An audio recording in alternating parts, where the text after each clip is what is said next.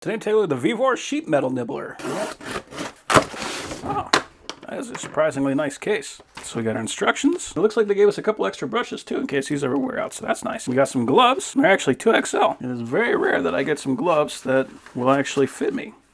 That's cool. It feels like they're nitrile coated too. Some very nice gloves. And then here is the nibbler.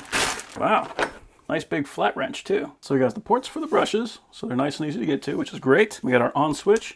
So this is a momentary, but you can also lock it. So that is awesome. So if you're gonna be doing a lot of work, you don't actually have to hold that down. That's cool. And it does tell you exactly what this is rated for on the top, which is excellent because there's a lot of people who don't even pay any attention to that. So for stainless steel, good for 1.2 millimeters, and then for mild steel, 1.6 millimeters. So you can see on the head, we got that pin. That is gonna press into this anvil, and then whatever metal is in there is gonna get stamped out. Very nice, easy tool to use. If you gotta do like round shapes or anything like that, there's not a better tool out there than this.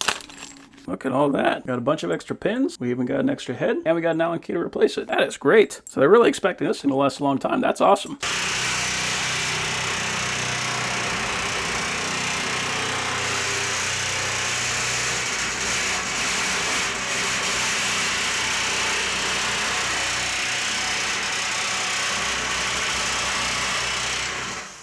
Well, it just doesn't get easier than that. I think the nicest thing about it is just I don't got to worry about, like, if I was using a saw, I would have that spot where the saw was cutting into the previous cut, and you have that burr sticking up. So with this, you're not going to get that. It's just going to be cutting little half moons out anywhere you go.